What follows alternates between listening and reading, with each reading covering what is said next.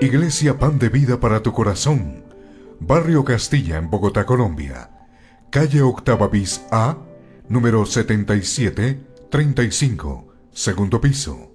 Sitio web www.pandevidaparatucorazon.com. Porque la palabra de Dios es viva y eficaz, y más cortante que toda espada de dos filos, y penetra hasta partir el alma y el espíritu, las coyunturas y los tuétanos, y discierne los pensamientos y las intenciones del corazón.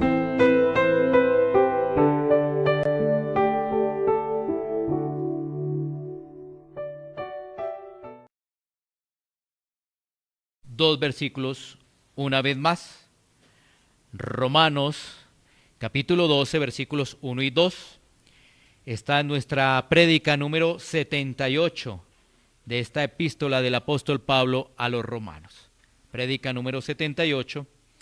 Y nos vamos a enfocar en el versículo 2, pero leemos el 1 y el 2.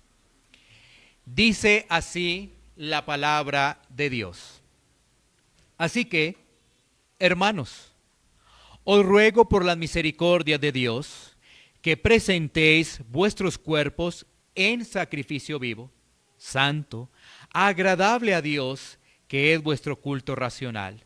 No os conforméis a este siglo, sino transformaos por medio de la renovación de vuestro entendimiento, para que comprobéis cuál sea la buena voluntad de Dios, agradable y perfecta. Vamos a orar por esta palabra que hemos leído, para que la gracia del Señor nos acompañe en su entendimiento.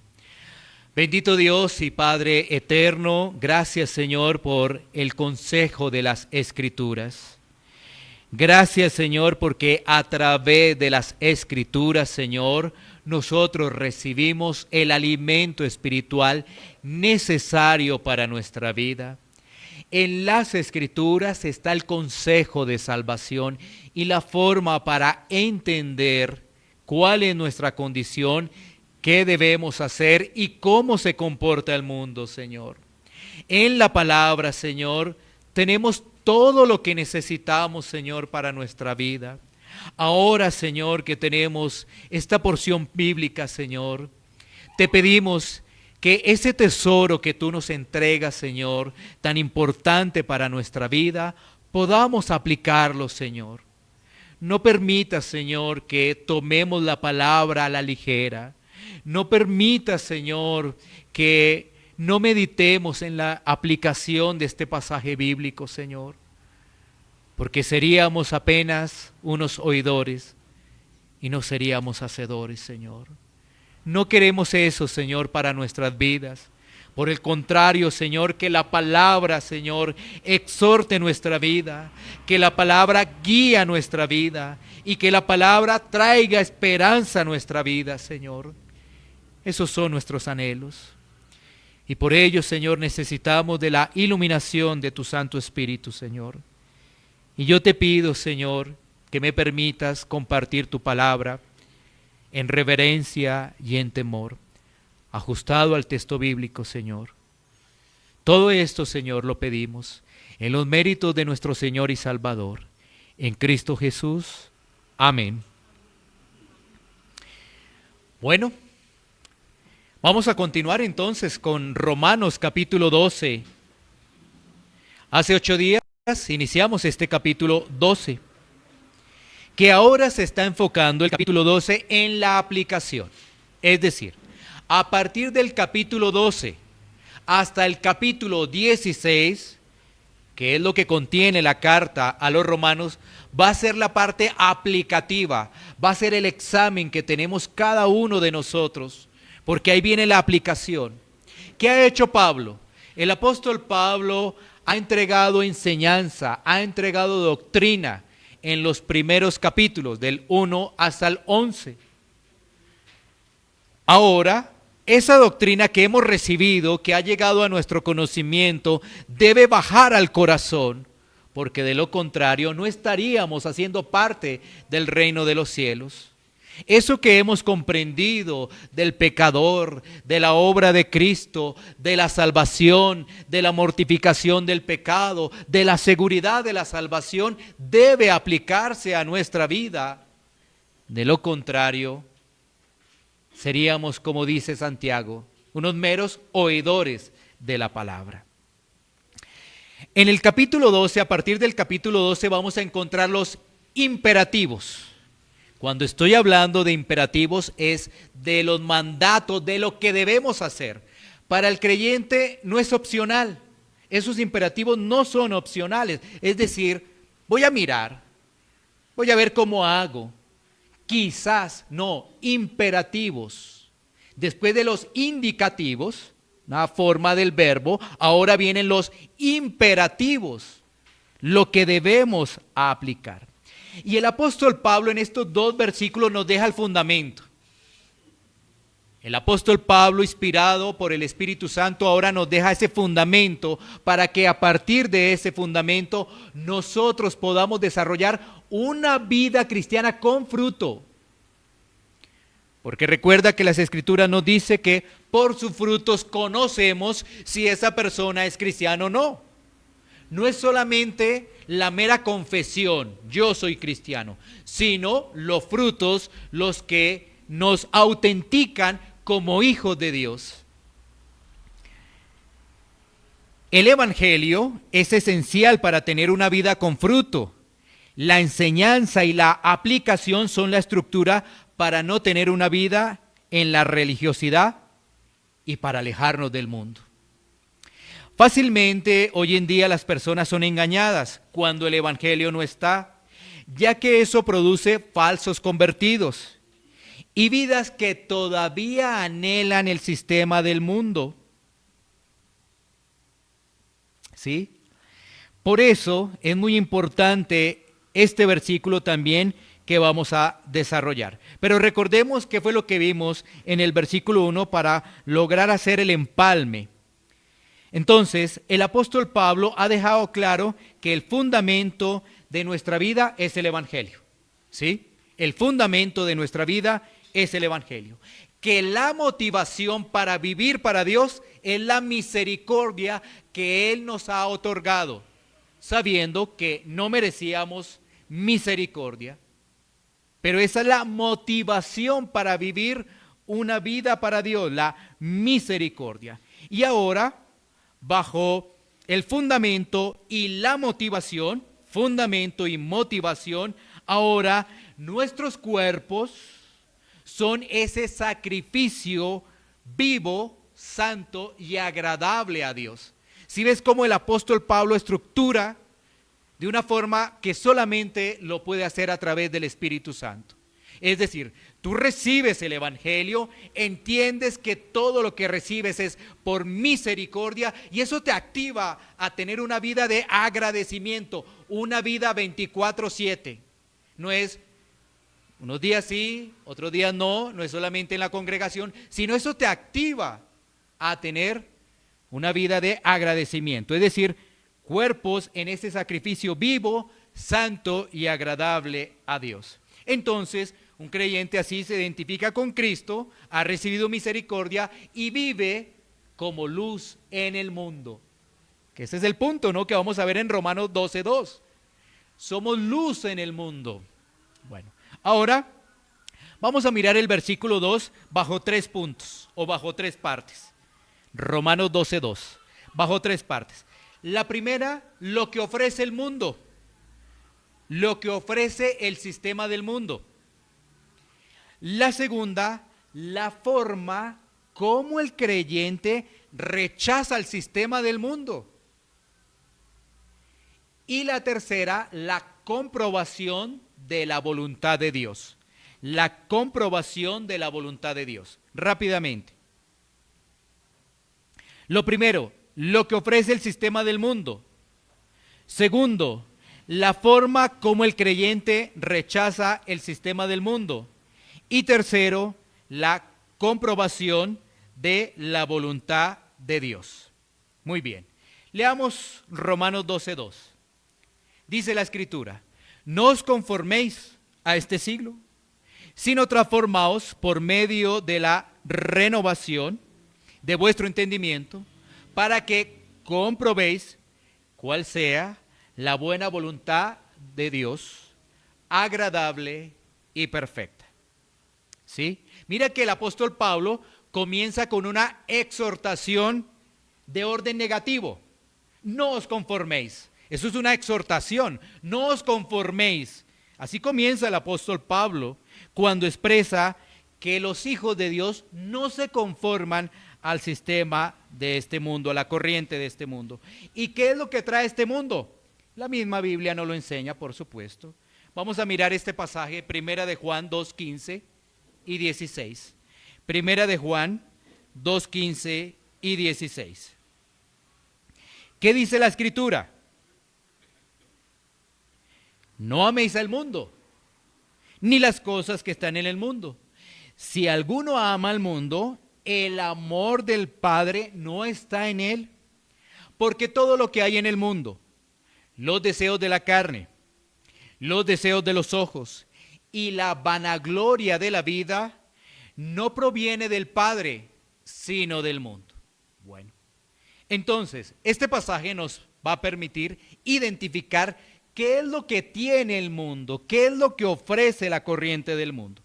Primero, también vemos allí una nueva advertencia o exhortación, en este caso ya del apóstol Juan, dice, no améis al mundo. Eso es lo primero que dice, porque si nosotros decimos que estamos en la luz, decimos que somos creyentes y todavía estamos con la corriente del mundo, estamos completamente equivocados, porque Juan dice, no, el amor del Padre todavía no está en ustedes. Si aman el mundo, el amor del Padre todavía no. Es decir, no han sido todavía rescatados. Y en el versículo 16 da las razones de lo que hay en el mundo. Y son tres, ¿no? La carne, los deseos de los ojos y la vanagloria de la vida. Para poder especificar esos deseos que hay en el mundo, la Biblia también nos entrega herramientas suficientes para identificar lo que ofrece el mundo y que esos son pecados, obras de la carne, obras de la carne. Gálatas 5, 19, 21. Gálatas 5, 19, 21.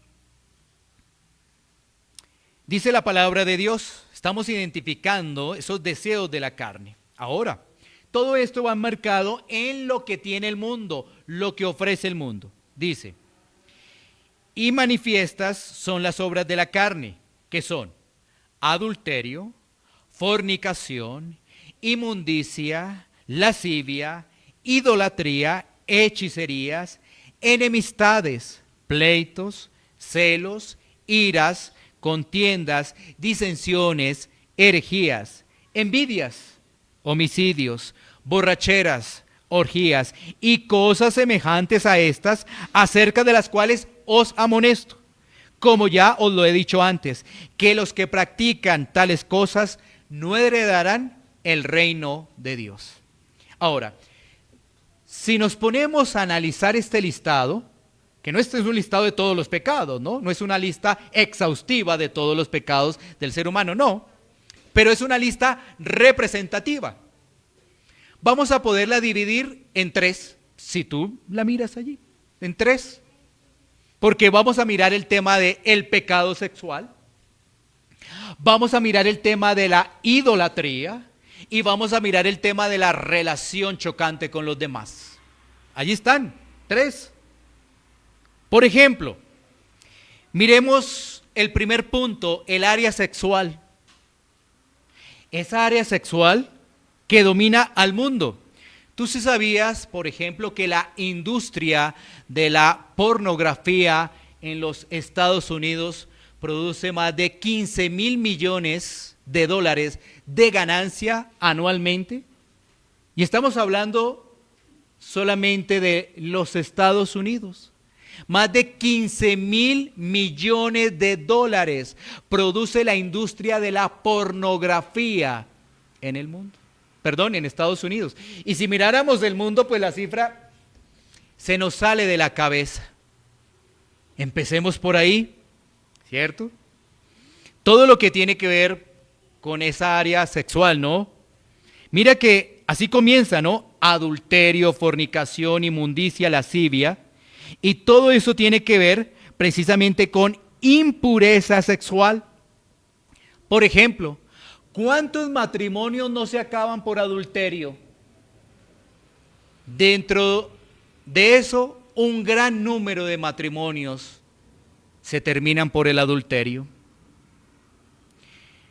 ¿Cuántas personas no deciden iniciar su vida sexual sin estar casados? ¿Sí?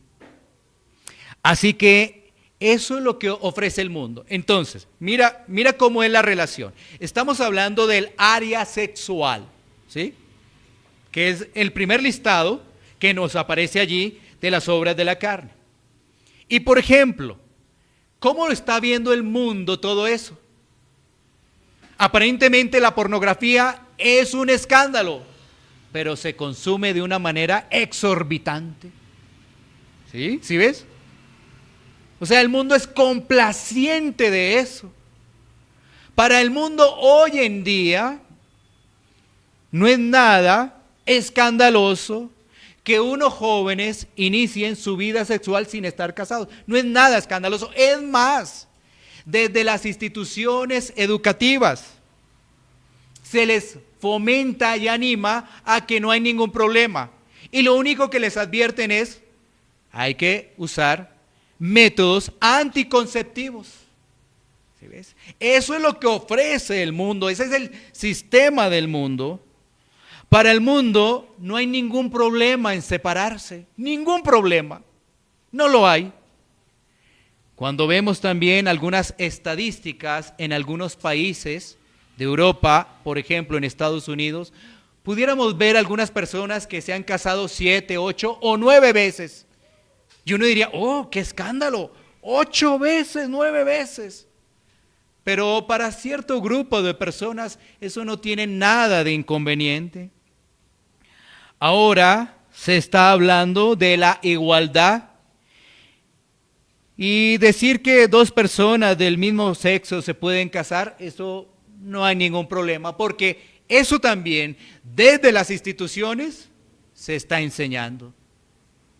Eso es lo que ofrece el mundo. Bueno, también de lo que estamos hablando del área sexual, esto nos acompaña a decir un poco lo que miramos de Juan, cuando habla de los deseos de los ojos.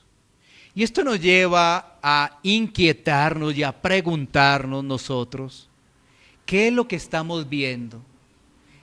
¿Qué es lo que están viendo nuestros ojos? ¿Sí? Esto es una buena pregunta para cada uno de nosotros. ¿Qué es lo que vemos? ¿En qué estamos concentrados? Por ejemplo, Job 31:1 nos dice lo siguiente. Job 31:1 dice, hice pacto con mis ojos. ¿Cómo pues había yo de mirar a una virgen?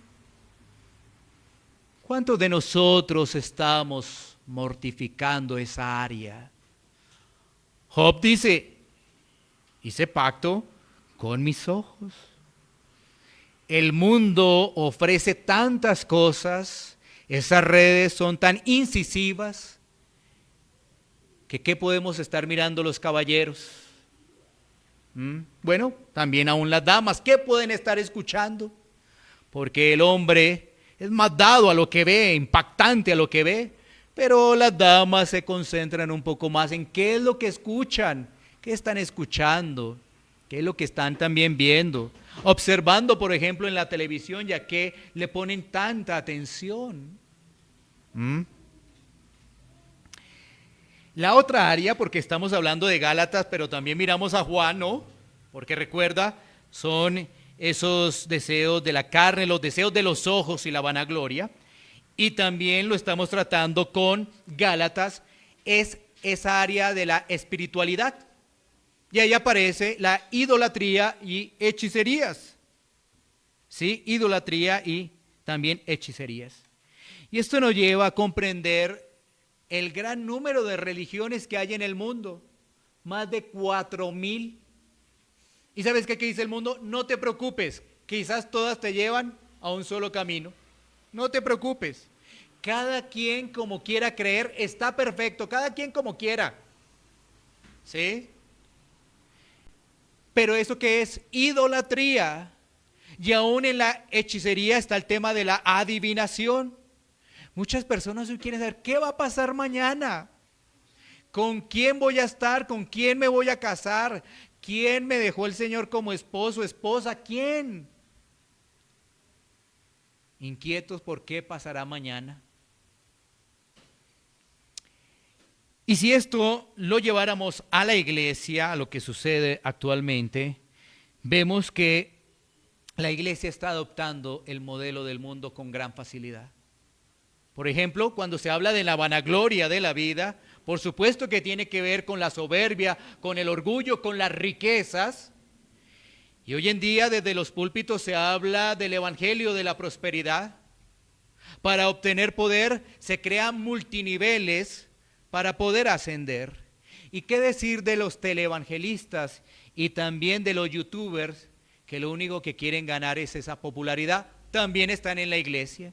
Esto nos ayuda a entender que la iglesia le abre la puerta al mundo y la gente, las personas, los hermanos no se dan cuenta. El mundo ofrece cosas y en Cristo como que pareciéramos pasmados de todo eso que ocurre, porque para el mundo eso es normal, todo ese listado que vimos, que estamos concluyendo con el tema de la vanagloria de la vida. Y la vanagloria de la vida es concentrarse haciendo tesoros en esta tierra, cuando la Escritura nunca nos mandó a eso, nunca. Pero, pues eso es lo que nos han enseñado desde pequeños. Ahora, frente a todo esto que ofrece el mundo, que para algunos puede ser atrayente lo que miramos, esas riquezas que hay en el mundo para tener mayor estabilidad, para poder decir estar en una hamaca de un lado para otro y decir, ay, esto es lo que yo necesito, para realmente no aceptar ello, pues el Señor sabiamente nos ha dejado herramientas maravillosas. Claro que sí. Pasemos a la siguiente parte, porque ya vimos lo que es el mundo y ya vimos esas obras de la carne. Ahora pasemos al punto número 2, la transformación y renovación de nuestro entendimiento, que es básicamente, ese punto número 2, es la forma como el creyente rechaza ese sistema, porque sí hay la forma para rechazarlo. ¿Sabes? Porque hay muchas personas que al concentrarse en lo que hay en esta vida, se sienten frustradas. Ay, miren ese sí tiene carro, casa, miren esa persona, se sienten frustrados. ¿Será? ¿Por qué a mí el Señor no me bendice? ¿Por qué qué yo habré hecho para que el Señor no me bendiga? Bueno, miremos realmente qué nos dice la Escritura, qué nos dice la palabra de Dios en este punto número 2. Volvamos a leer Romanos 12:2, que estamos allí en ese pasaje. Dice, no os conforméis a este siglo, ya sabemos que tiene que ver con el mundo, ya hablamos del mundo, ya hablamos de la carne, pero ahí viene la otra parte, dice, sino transformaos por medio de la renovación de vuestro entendimiento. Vamos a dejarlo hasta ahí, que es la segunda parte. Sino transformados por medio de la renovación de vuestro entendimiento. ¿A qué hace referencia? ¿Cómo podemos rechazar esas invitaciones del mundo? Esto hace referencia a una vida constante, en crecimiento, en santificación, gracias a la obra regeneradora del Espíritu Santo. A eso es lo que hace referencia. A una obra constante, a un desarrollo, a una vida constante. Es decir, no, hoy soy cristiano, mañana no. No es una vida constante. Gracias a esa obra del Espíritu Santo. Porque una persona sin Cristo lo va a intentar. Una persona sin Cristo va a luchar, pero no va a poder. Las invitaciones del mundo son llamativas. Antes estábamos allá y no nos dábamos cuenta. Ay, pues, dos personas del mismo sexo. ¿Sabes qué? Lo importante es que esté el amor. Eso es lo importante. ¿Sí? Desde que se amen, ¿cuál es el problema? Si sabes que estamos viendo, los heterosexuales se divorcian, viven en peleas. Ay, ¿por qué dos personas que se aman del mismo sexo no van a poderlo hacer? Si es el mal ejemplo de los heterosexuales. Uy, qué mal ejemplo. Ahora quizás esto sí. ¿Sí ves? Entonces, ¿qué hacía uno? Oiga, pues sí, ¿no? Tiene como razón eso, está bien, entonces tiene como razón. Entonces, ¿qué hace que nosotros sí podamos resistir? Si podamos avanzar, si podamos ver una vida con gozo como creyentes, aún en medio de un mundo caído, la obra del Espíritu Santo. Bueno, ahora eso en la práctica, ¿cómo sería? Miremoslo en la práctica, con algunos puntos. La práctica, ¿cómo sería? 1, perseverando en la doctrina. Primer punto, perseverando en la doctrina. Hechos 2:42, Hechos capítulo 2, versículo 42, dice la Escritura: y perseveraban en la doctrina de los apóstoles, en la comunión unos con otros, en el partimiento del pan y en las oraciones. ¿Qué quiere decir ese perseverar? Mira el contexto de Hechos capítulo 2. ¿Qué era lo que estaba ocurriendo? ¿Estaban viviendo de fiesta? No estaban de fiesta ellos ahí para estar perseverando, no. La cosa estaba compleja. Pero mira, perseveraban. Y uno dice, ¿en qué? En la doctrina. ¿Qué es doctrina? Ya vimos, enseñanza. ¿Sí? Ya vimos que doctrina puede decir algo como raro, no, pero es que me enseñen la palabra de Dios, que pueda leerla, es que pueda meditar en ella. Es algo supremamente importante, así que debemos perseverar en estar leyendo la palabra, en meditar en ella y aún escucharla, que no la expliquen. Pero debemos perseverar. No es cuestión de unos días, no es cuestión de unas emociones. Hoy sí, este mes sí estoy afilado en ello, este mes sí estoy juicioso. Y después veo pruebas, no tengo trabajo, el jefe me está oprimiendo. Ay, no tengo ganas. Pero cuando tú vas a la palabra, dice que un hijo de Dios persevera, un hijo verdadero persevera. Entonces esto te llamaría más bien a cuestionar tu fe, porque tu fe no puede estar basada en las emociones del mundo. Tu fe tiene que estar en el Señor, y la fe que haya puesto el Señor, porque si es nuestra fe, lógicamente, al primer tropiezo, o a varios tropiezos, o a varios, porque muchos aguantan un tropiezo, o aún dos, pero cuando vienen varios, hasta ahí llegó. Y la palabra es muy clara al decirnos perseverar en la doctrina, acompañado ahí medios de gracia, porque ese versículo de Hechos 2:42 lo que nos está hablando es de los medios de gracia: enseñanza, comunión, oración, ¿sí? Son los medios de gracia, eso tiene que estar. Si no tenemos esos medios de gracia, aún compartiendo los unos a los otros, tampoco. La oración tan fundamental. Así que tenemos que ser expuestos a las Escrituras. Y viene allí una pregunta para cada uno de nosotros: si realmente estamos perseverando.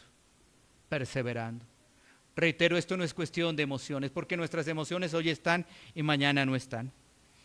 ¿Qué nos va a traer como resultado esto? Salmos 119, 11.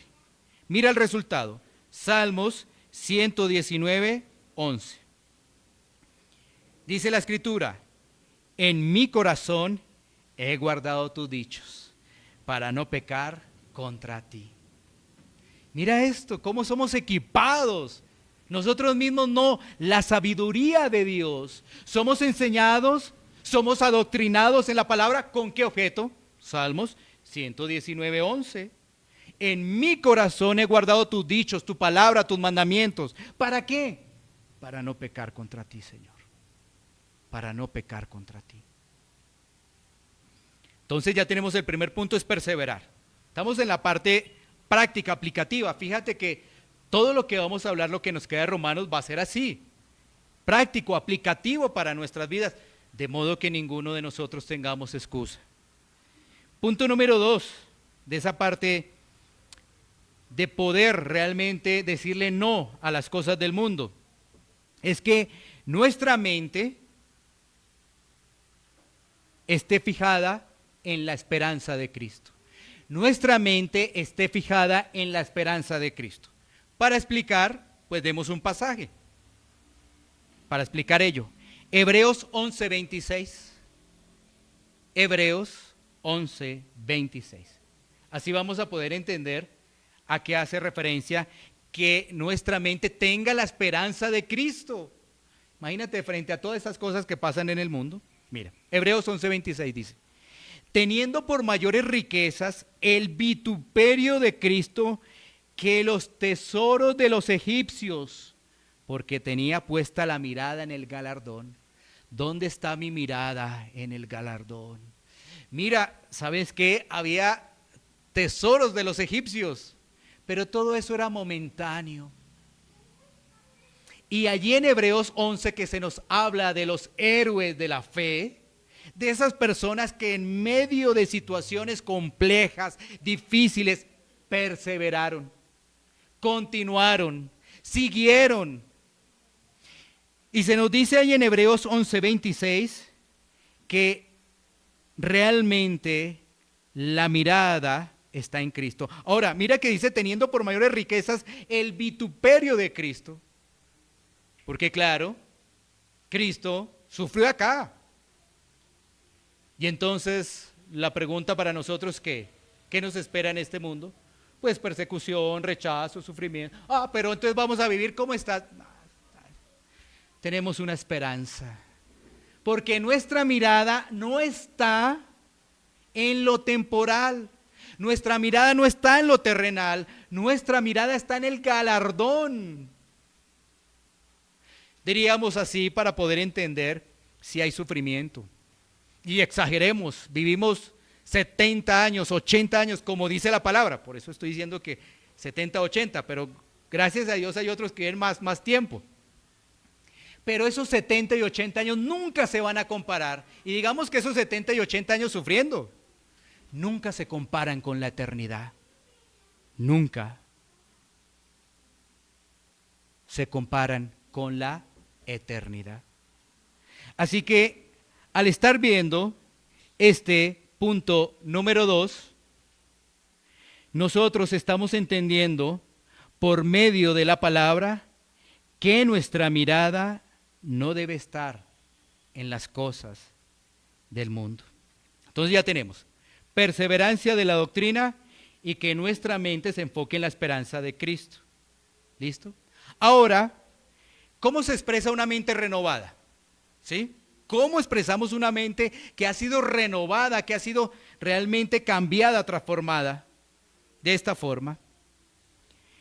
Esa persona, o se expresa una mente renovada, es cuando esa persona sabe con claridad que con el pecado no puede jugar. No, el pecado no es un juego. Tiene claro que el pecado es una ofensa ante Dios. Tiene claro que los impíos necesitan escuchar el evangelio, ya que ellos están engañados y esclavizados por el mundo. Y de igual forma, una mente renovada se enfoca en los tesoros celestiales. Una vez más, ¿cómo en la parte práctica hay una mente renovada, en la práctica ya? Esa persona entiende que con el pecado no puede jugar. Recuerda, lo que ven nuestros ojos. Entonces esa persona ha entendido que no puede estar jugando con lo que ven nuestros ojos. también esa persona entiende que los impíos necesitan escuchar el evangelio. Es que antes estábamos allí. Ellos necesitan escuchar el evangelio, ellos están esclavizados, ellos están engañados. Y que nosotros ahora como hijos de Dios, nuestra mirada está en los tesoros celestiales. Colosenses capítulo 3 versículos 1 y 2. Colosenses capítulo 3 versículos 1 y 2. Dice la Escritura: si pues habéis resucitado con Cristo, buscad las cosas de arriba, donde está Cristo sentado a la diestra de Dios. Poned la mira en las cosas de arriba, no en las de la tierra. Ese pasaje nos ayuda a entender una mente renovada, una mente transformada. Recuerda muy bien los pasos, porque esto es algo en lo que debemos trabajar. Si salimos de acá y no lo hacemos, permíteme decirte lo siguiente: o no has entendido el evangelio o no has nacido de nuevo. Esto no es un juego. Así de claro es: o no lo has entendido o no has nacido de nuevo. Porque mira, esto es perseverar en la doctrina. ¿Qué van a enseñar acá? A ver, enséñenme más, necesito más. ¿O qué libros puedo leer? ¿Qué debo hacer? Más, necesito más. Porque el mundo me quiere atraer, me consume, me quiere quitar el tiempo. ¿Ya te diste cuenta que ofrece el mundo? Mira, esas empresas que hacen todos esos tipos de juegos tecnológicos, ¿sabes qué? ¿Cuál es su único interés? Enriquecerse. Y que nuestros chicos estén pegados al celular a toda hora. ¿Qué quieren ellos? Enriquecerse. Y producen y producen y producen más. Y entonces uno también resulta ahí y gastando el tiempo. El tiempo que debería ser para estudiar la palabra cuando no estamos trabajando, ¿no? Lógicamente. El tiempo que deberíamos, aún para compartir en la familia y dar principios bíblicos, lo hacemos en ocio, lo hacemos entonces en esos juegos, lo hacemos entonces viendo novelas, lo hacemos viendo otro tipo de actividades que bien traen para nosotros. Que la carne se sienta satisfecha y decir: ahí en la iglesia donde el Señor me puso son un poco como legalistas. Ay, Señor, ¿por qué me pusiste en esa iglesia? Porque es que también unos tienen que entender que es el Señor el que añade. Es el Señor el que añade, ¿sí? Así que, para tenerlo presente, perseveramos en la doctrina, recuerda, y tenemos una mente que esté enfocada en la esperanza de Cristo. ¿Eso qué nos lleva?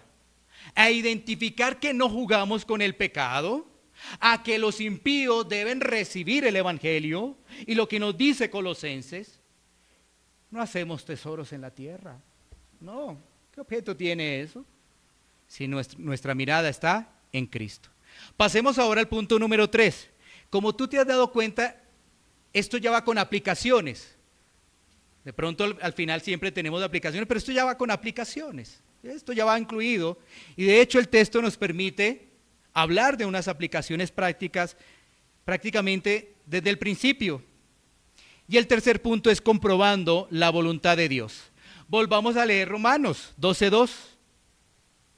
No os conforméis a este siglo, sino transformaos por medio de la renovación de vuestro entendimiento, para que comprobéis cuál sea la buena voluntad de Dios, agradable y perfecta.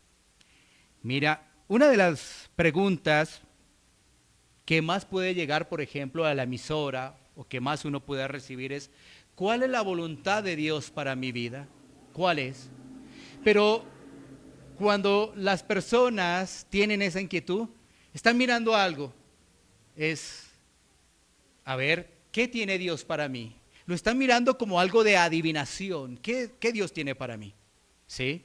¿Será que ahorita pues no tengo dinero, pero será que el Señor me va a dar dinero? Ahora pues no tengo marido, ¿será que el Señor me va a dar uno? O viceversa, el caballero que está soltero, ¿me va a dar la esposa? Siempre lo enfocan fuera de una parte realmente espiritual. Y cuando se está hablando de la voluntad de Dios, debemos tener en cuenta que hay dos tipos de voluntades. Así de manera sencilla, no vamos a entrar en un lenguaje que quizás nos podamos confundir. aunque los teólogos han explicado de otras formas.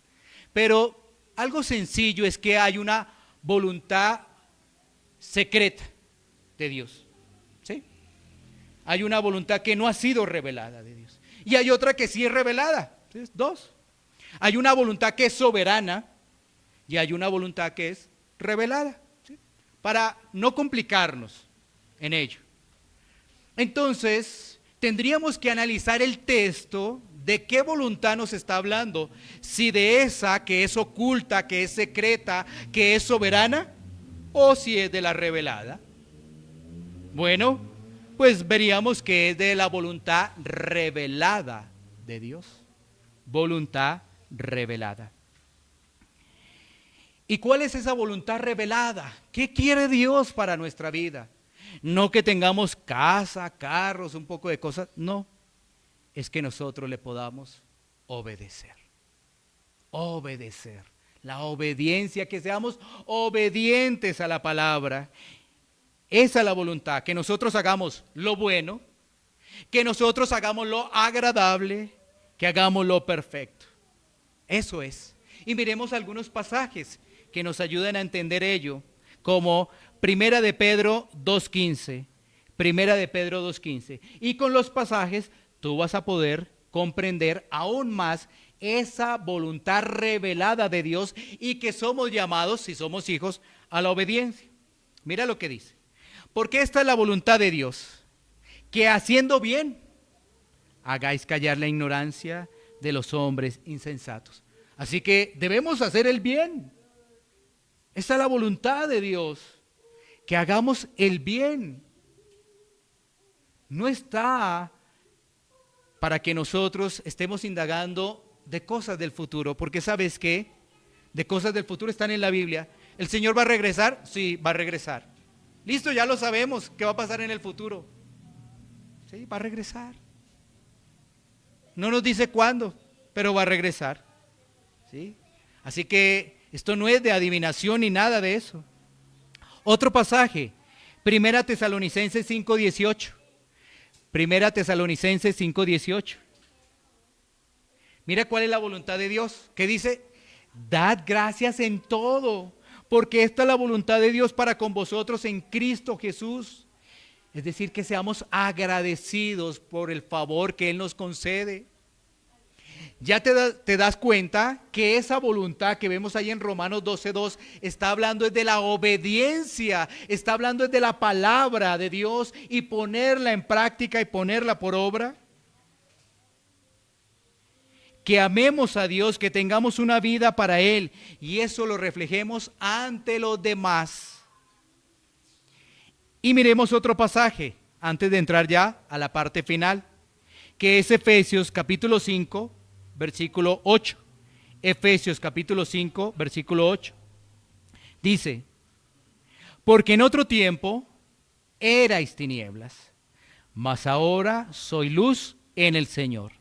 Andad como hijos de luz.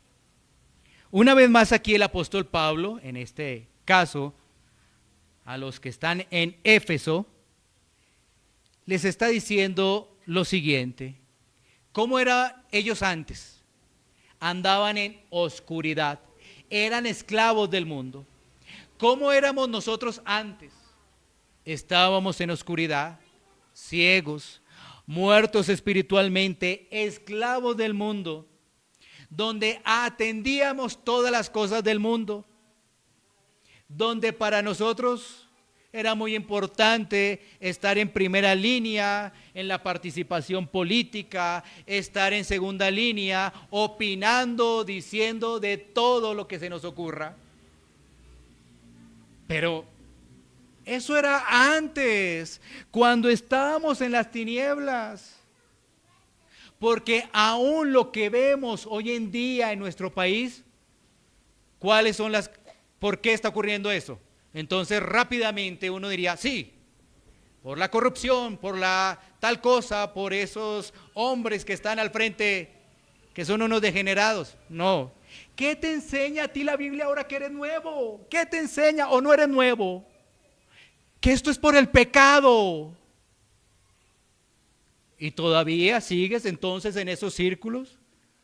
Como decían por ahí, esto no es de derecha ni izquierda, esto es un problema que tenemos todos y es el pecado. Pero ¿qué hay? Se levantan aparentemente libertadores, con ideas, somos nosotros. Cuando tú y yo sabemos que el único es Cristo. Es el Señor. Ahora, ¿tú por qué tienes esa mente? Es porque todavía está en el mundo, porque todavía no te has desligado de eso. No, pastor, necesito enterarme de las noticias. Pues yo te digo, soy un periodista, ejercí durante muchos años y entendí que eso es basura. Así de claro. Lo entendí claramente, porque si ves en muchos círculos, no, pero es que necesitamos primeramente que nuestra mente se renueve, para que cuando llegue eso y lo veamos de las noticias, podamos entender con claridad qué está pasando. ¿Qué es lo que está pasando? Que como iglesia nos dicen, tú eres salvo, compórtate en tu círculo ahí, pero no hablamos del evangelio, no damos testimonio. Entonces eso es lo que sucede. Por eso el apóstol Pablo dice allí que tinieblas. Ahora, esto nos lleva a comprender que nosotros también hacíamos parte de eso, que éramos tinieblas antes, porque esto nos recuerda lo que dice Romanos 12:1, ¿no? Las misericordias que Dios, por su misericordia, nos ha permitido que ahora veamos, que ahora seamos luz en el Señor. Pero esto ha sido por su misericordia. Y viene otra pregunta que nos ayuda a la aplicación. ¿Estamos siendo luz? ¿Estamos siendo luz? Con lo que hablamos, con lo que compartimos, cómo nos expresamos, la forma como desarrollamos nuestra labor en el trabajo, en nuestros estudios, en familia. ¿Estamos siendo luz? ¿Ese hogar está encendido? Como lo dice el Sermón del Monte, cuando habla de esa lámpara que debe estar allí encendida, cuando habla de esa luz que debe estar en la sociedad. ¿Somos luz en medio de las tinieblas? Porque mira, es una buena reflexión con aplicación. Si no soy luz, ¿qué soy? ¿Sí? Pero ¿qué hace el ser humano? No, apenas me estoy encendiendo. Mi lámpara le echaron un poquito aceite. Entonces, entiéndeme, o sea, poco a poco.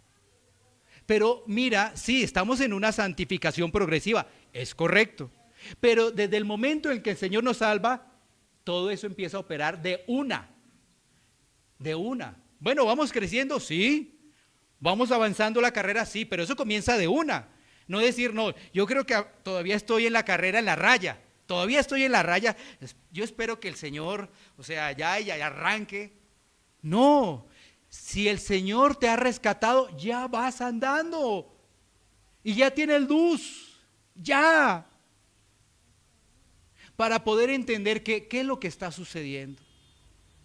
Cuando uno observa fotos, videos en las redes sociales, comentarios del uno, comentarios del otro, en todo ese tema de orden público, pandemia, todas esas cosas, para poder entender todo ello y decir claramente, yo estoy mirando las cosas de Cristo. Y no, con esto no te estoy diciendo que tú te desentiendas de las cosas que hay de la información o algo, no. Sino lo que tú haces es realmente que tu mirada esté en Cristo, y ahí abajo está acompañado pues la información que hay. Pero tu mirada es Cristo, no al revés. Porque ¿sabes qué? ¿Qué vas a decir tú? No, esto está terrible. A mí me toca esconderme. No, a mí me toca mirar a ver dónde, en un campo o algo donde no haya nada, y a mí me toca esconderme. Ir allá a llevar mi familia y todo para que no nos pase nada. ¿Sí?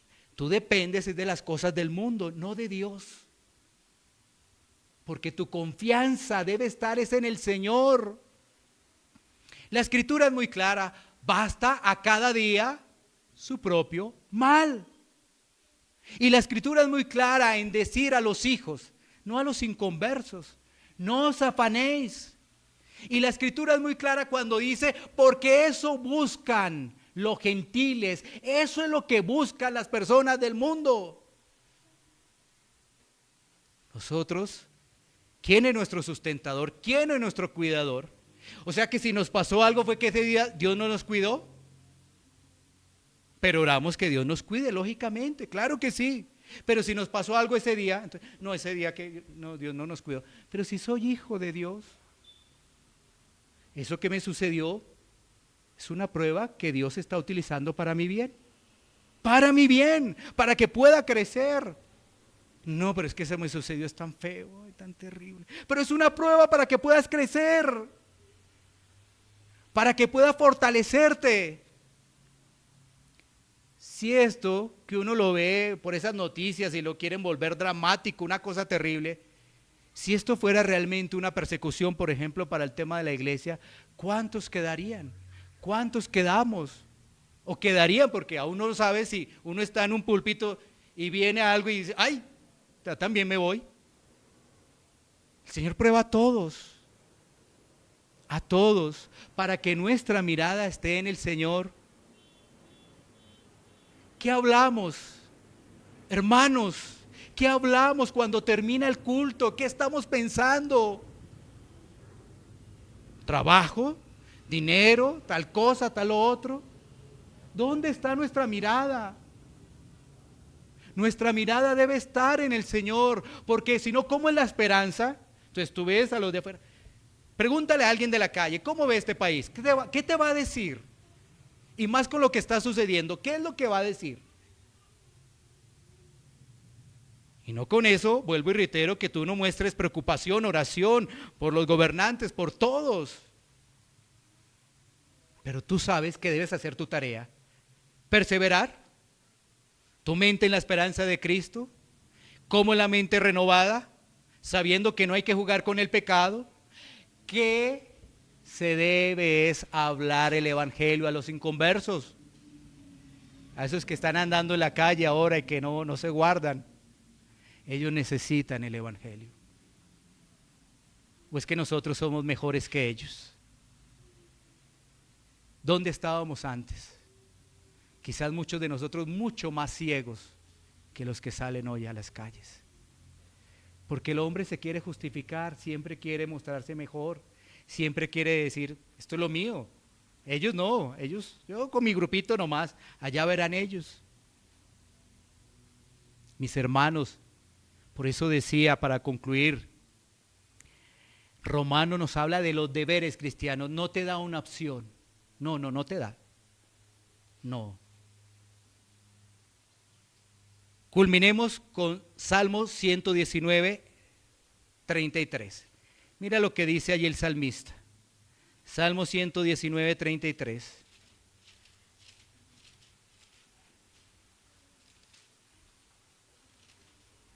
Les recomiendo meditar en Salmo 119 todo. Ojalá durante un mes tú estuvieras meditando en ese salmo. Es realmente impresionante. Mira lo que dice el versículo 1. Perdón, el versículo 33 y 34, discúlpeme. Salmo 119, versículos 33 y 34. Enséñame, oh Jehová, el camino de tus estatutos y los guardaré hasta el fin. Dame entendimiento y guardaré tu ley y las cumpliré de todo corazón. Lleva eso a Romanos 12. ¿Deberes cristianos carga? No. Esto lo que nos está dando es probándonos si pertenecemos al reino de los cielos. Y si pertenecemos, esto no debe ser una carga. Amar a mi prójimo aún, vas a ver allí. Amar a tu enemigo. No, ¿qué carga? No, Señor. Si eso lo dice tu palabra, aunque me cueste, Señor, no importa. No importa. Porque lo dices tu palabra. No lo dice cualquiera que se apareció a hablar de Dios, no, lo dices tu palabra. Y mira, dice, enséñame. Entonces tú ves a Romanos los primeros capítulos, ¿no? Enseñanza, doctrina, para después poderla cumplir, para que después ninguno tengamos excusa. No es que no tenía dinero, es que no tenía tiempo, es que tal cosa, es que como me llegó la enfermedad, mi hogar se desbarató, es que tal cosa, Señor. No. Y finalmente, una parte que nos ayuda a nosotros a entender es que debemos pedir en oración si algo dentro de nuestra vida cristiana no está funcionando, para cumplir de todo corazón, es decir, con gozo, no con carga. Porque si ves, cuando uno habla, mira, estos son los deberes, esto no es opcional, entonces uno como que empieza, como uno tiende a rechazar la autoridad, ¿no?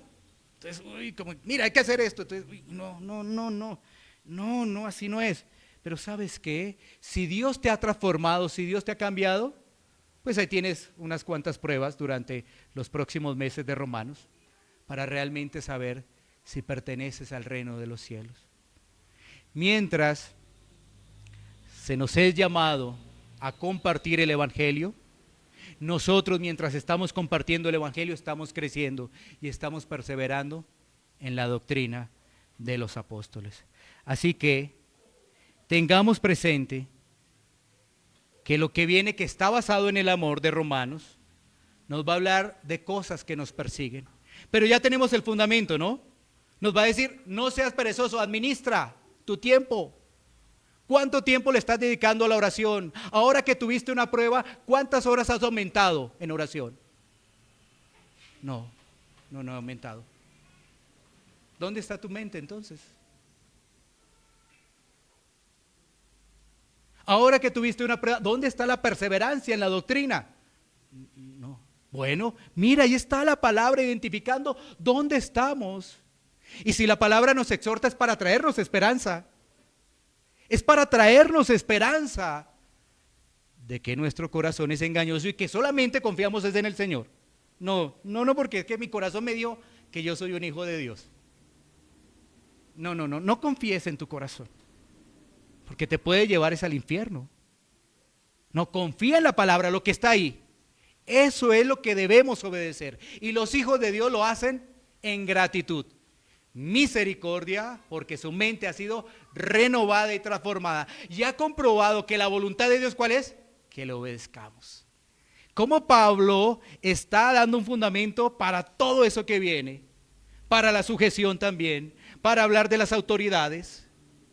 Ahora que se nos ha dado la posibilidad de decir, gobierno malo, malos todos, eso está. ¿Y sabes qué te dice la Biblia? Mira ahí, sométete a las autoridades.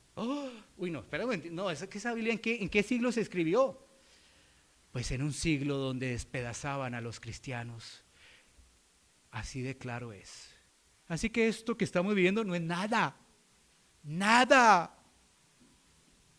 Bueno, es nada. ¿Sí ves? Ahí está el punto. Que tenga el Señor misericordia de nosotros. Que el Señor traiga corazones deseosos, corazones dispuestos a orar fervientemente en la madrugada, a estar estudiando la palabra.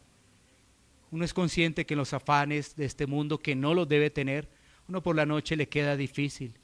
Entonces organízate a meditar en la palabra en la mañana, a deleitarte en la palabra en la mañana, a sacar más tiempo. Si estás estudiando 20 minutos, media hora, aumentalos.